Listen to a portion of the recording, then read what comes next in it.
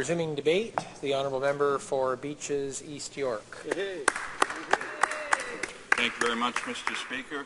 I'm pleased to rise in the House today to speak to Bill C-44, an act to amend the Canadian Security Intelligence Services Act and other acts. In a sense, this bill has been a long time coming, Mr. Speaker. It's been 30 years since this place turned its mind to the act. Much has changed, and it makes sense, Mr. Speaker, to update or modernize this legislation. So we on this side of the House supported this bill at second reading, not because it was perfect, far from it, Mr. Speaker, but out of recognition that there are many issues swirling around us and through the courts on matters of national security and intelligence services. The bill has been returned to us, however, from committee unamended. In spite of the age of the current legislation, Mr. Speaker, in spite of the issues confronting us on matters related to intelligence and national security, the bill had but 4 hours of scrutiny at the Standing Committee on Public Safety and National Security.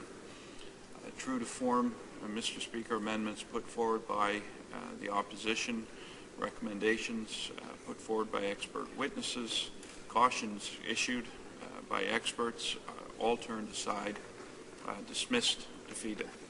So we have before us a flawed bill, Mr. Speaker, one not worthy of support. What this bill betrays is a government unprepared or unable or incapable to do the difficult but necessary work of ensuring that Canadians have both security and their civil liberties. Indeed, in this bill, in this government's worldview, it would seem, civil liberties must wait for security. It is arguable that in this bill and all that this government does, it tends to see civil liberty itself as a security risk. This would explain, Mr. Speaker, why this government so unflinchingly tramples over the rule of law, our own as well as that of others, and has such little concern for and does so little to provide civilian oversight of the Canadian Security Intelligence Service. And here's my case for this, Mr. Speaker. Firstly, the bill provides blanket protection of identity of all CSIS human sources in legal proceedings, including criminal and immigration cases. No opportunity provided for the accused or respondent to confront the accuser and test the evidence. Such an opportunity, Mr. Speaker, is considered a fundamental part of our justice system. How courts respond to such a denial in practice is left to be determined. It is unclear from here how this will cut. Will the courts respond so that this becomes an obstacle to successful prosecution, or will they allow this to enhance the probability of successful prosecution, or will the courts challenge the constitutionality of this provision? All to be determined, Mr. Speaker. But secondly, the practical implications and indeed the threat of this amendment becomes clear when one notes that this bill amends the Canadian Citizenship Act by accelerating the timeline for the revocation of citizenship for dual citizens involved or found to have been engaged in terrorist activities and other serious crimes. It is out of our deep concern for the expedited revocation of citizenship in the broader context of this bill, Mr. Speaker, that our proposed amendments before the House at this stage relate to these very provisions. Thirdly, this bill tries to escape the views expressed by the court starting in 2007 with respect to CSIS actions and surveillance abroad.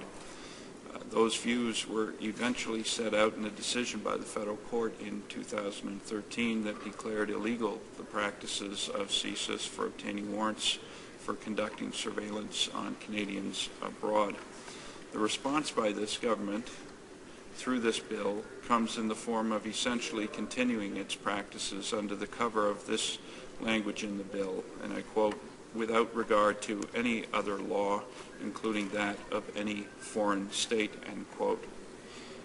Fourthly, and perhaps most tellingly, while the bill gives over to CSIS new powers, it does nothing to enhance civilian oversight of the organization. More than that, it does nothing to even repair existing age-old shortcomings in civilian oversight of CSIS. The Arar Commission concluded in 2006 that improved civilian oversight of CSIS was needed, but was ignored. Privacy and Information Commissioners of Canada have asked the government to ensure that effective oversight be included in any legislation establishing additional powers for intelligence and law enforcement agencies such as this one. That too has been ignored. Yet, Mr. Speaker, we echo their call. Civilian oversight is our means of ensuring that security intelligence services can do its part to provide for the security and safety of Canadians without diminishing our civil liberties. Under this bill, the government gives to civilian oversight not even secondary consideration. It gets no consideration, Mr. Speaker.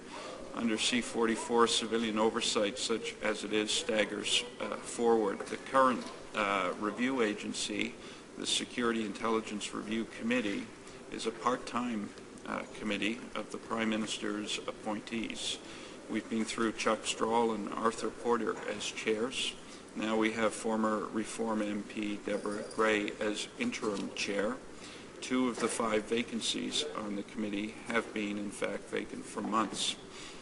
In the 2012 budget, Mr. Speaker, the Conservatives eliminated the position of Inspector General of CSIS. The Inspector General was the internal monitoring unit within the service responsible for checking all CSIS activities for compliance with the law.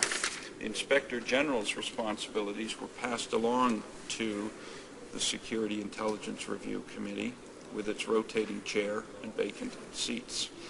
NDP members of the Public Safety and National Security Committee proposed 3 very reasonable amendments to enhance civilian oversight of CSIS. The first of these flows from the recent CSIRC report.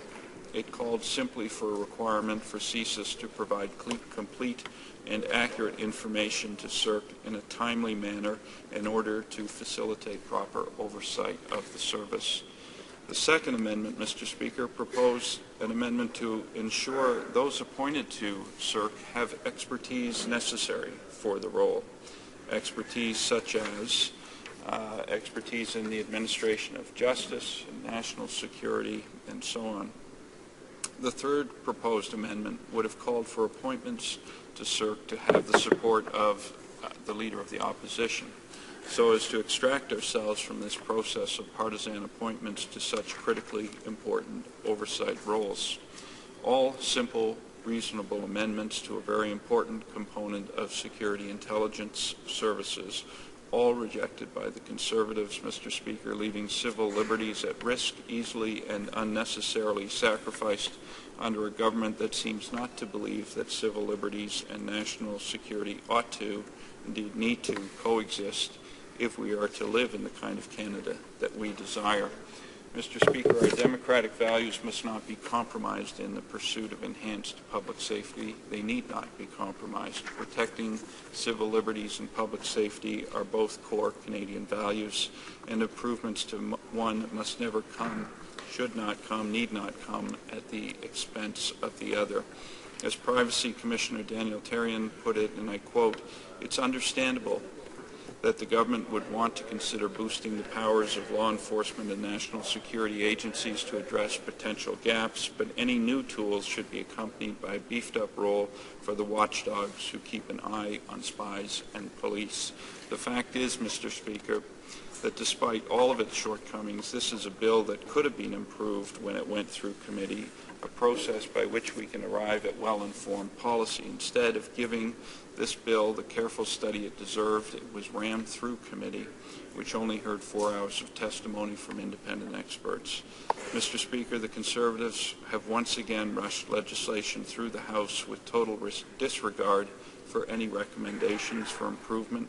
This, unfortunately, has become a defining characteristic of this government. Thank you, Mr. Speaker.